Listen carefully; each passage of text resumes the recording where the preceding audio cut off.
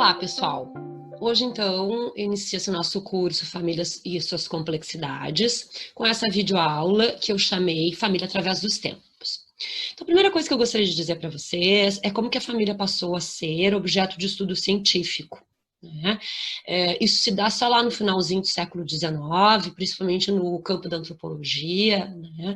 Onde se começa, então, os primeiros estudos, principalmente com Lévi-Strauss, né? Que era um filósofo, antropólogo e professor belga, né?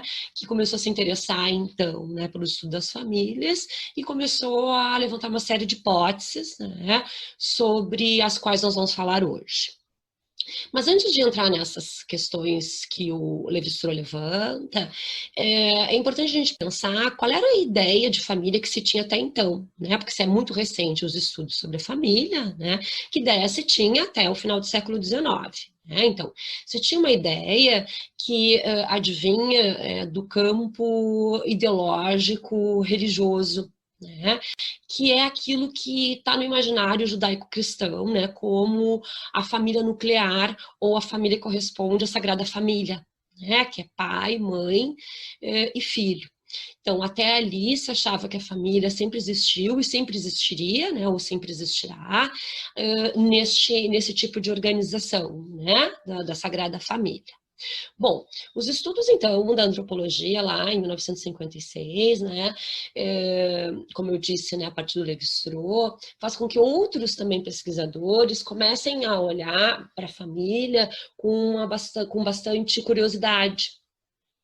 E começam a levantar hipóteses, né, sobre quais seriam as funções da família. Né? Então, assim, não existe um consenso sobre isso, mas lá se mapeou algumas coisas, né, no sentido de que a função primeira da família seria a função biológica, depois se falou da função psicossocial, né? Ou seja, né, que as famílias elas têm um tipo de organização que correspondem à ideologia daquele momento. Ou seja, as famílias evoluem junto com a sociedade, e elas acabam representando o que são as ideologias, né, ou os modelos, né, de relação de determinados momentos históricos. Bom, mas afinal de contas, assim, né, o que se pensou, né, que tipo de organizações familiares conseguiram se mapear, né, nesses estudos da antropologia? Primeiramente se pensou, né, que as famílias podiam ter sido organizadas de uma forma matriarcal. Nesse primeiro momento, a gente está falando dos povos primitivos, né, que eram nômades, né, onde não havia uma separação de papéis definidas. Né? Então, assim, se pensa, né, nesse tipo de organização matriarcal, também se levanta a hipótese que não seria assim, o poder das mulheres, né, de decisão, né, na organização daquela família, ou seja, daquela tribo, vamos chamar assim, né, mas que seria uma igualdade de poderes, né, entre homens e mulheres. Né?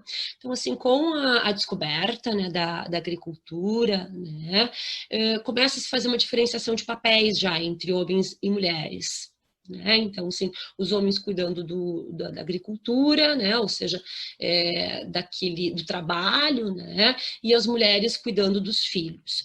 Aí a gente começa a ter uma organização chamada patriarcal, né?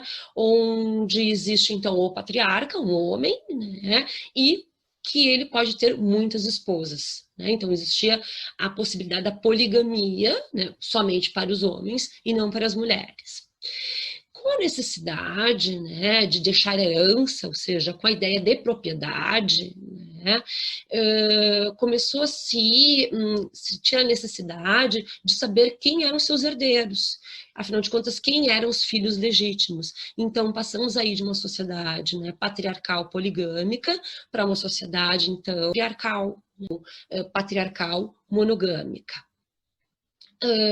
Aqui a gente já está falando de uma família que alguns autores chamam de feudal, alguns chamam de pré-moderna e alguns chamam de extensa. E o que significa isso? Né? Significa que várias gerações habitavam ou coabitavam no mesmo espaço. A gente está falando aí, então, de avós, de tios, de filhos, de primos, né? Todos coabitando no mesmo espaço, mas sobre o comando ou o poder, né? Sobre a autoridade de um patriarca. Este patriarca seria o representante, então, né, do soberano, né, ele teria o poder ali, assim como o rei era o soberano, né, de toda a organização do feudo, né, dos feudos, né, assim como Deus era soberano sobre todos os homens, né, então essa hierarquia, né, de poderes, né, colocada na mão dos homens, né. Neste momento, as mulheres, elas têm somente um papel reprodutor, né? Elas não têm outro papel nessa sociedade que não seja esse de uma reprodutora. E os casamentos eram casamentos que eram arranjados, né? Não eram casamentos que eram que aconteciam por um vínculo amoroso, né? Era no sentido de poder juntar duas famílias que tinham propriedades, que tinham bens, para poder, então, aumentar ou garantir, né, a continuidade desses bens, dessas propriedades, né? Neste momento, né, as crianças, elas são vistas como pequenos adultos, ou seja, não se tem uma ideia de infância assim como temos hoje, né, ou seja, como temos hoje, né, a criança tinha um outro lugar, né, naquela família, né, inclusive não se dedicava, né, todo um cuidado, né, sobre essa infância, né, e que começa a chamar de infância, né, uma invenção da infância, né, então assim, não há um cuidado com a criança, né, não há, ou seja, jogos para essas crianças, né? Não há, como eu disse, né, cuidados com relação a essas crianças, né? Inclusive, as crianças passavam a ser objetos, né, de brinquedo, digamos, dos adultos, né? Eles achavam assim, as crianças engraçadinhas, né? Mas não se tinha todo um cuidado sobre elas, tanto que assim muitas a gente não chegavam a passar do primeiro ano, né, de vida, por isso que se celebra até hoje, né, vem daí, né, a celebração, né, com tanta festividade de um primeiro ano, porque, primeiro, né, a criança conseguia chegar ao primeiro ano, né, então isso era motivo de comemoração, ou muitas vezes ela não conseguia passar deste primeiro ano, então seria, assim, uma forma de, quase de rito, né, de comemoração, né, que abria a possibilidade de não haver mais, né, a presença dessa criança naquela organização familiar.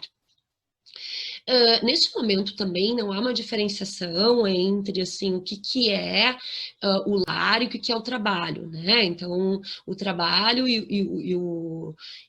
a vida doméstica ela acontece no mesmo ambiente, né? Não há uma diferenciação entre público e privado, e tampouco, então, há uma ideia de intimidade.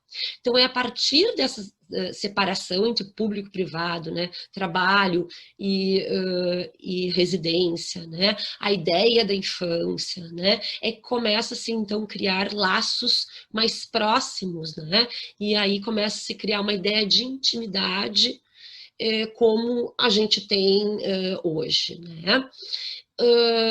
Aqui a gente está falando já assim de uma passagem, né, ou de uma ascensão, digamos, da burguesia, né, lá pelo século XVIII, então passamos a ter um outro tipo de configuração familiar, que vem isso do advento da burguesia, né, desse lugar que a criança ocupa na família, né, dos laços de intimidade, começa a surgir aquilo que a gente chama de amor romântico, as pessoas começam a casar-se por amor e não mais só por questões financeiras e econômicas, e aí começa então a aparecer aquilo que a gente chama hoje de família nuclear. A partir da Segunda Guerra Mundial, né, digamos que há um divisor de água importante, assim, digamos, para a sociedade como um todo, mas também para o tipo de configurações ou configuração familiar que se tem, né? Então, assim, como os homens na Segunda Guerra Mundial tiveram que ir para o fronte, tiveram que ir para a guerra, né? As mulheres precisaram sair de casa e ocupar os postos nas fábricas, né? Que estavam sem a mão de obra dos homens que estavam na guerra, né? Quando termina a guerra, então, assim, os homens voltam e as mulheres não querem mais voltar para dentro de casa, né? Elas gostaram, então, né, de poder ocupar outros espaços que não fossem só aqueles, né, do ambiente doméstico, onde era tida a rainha do lar, né, e do cuidado dos filhos, né, como a única forma de produção de um feminino, né, que é uma produção no sentido de cuidar desses filhos.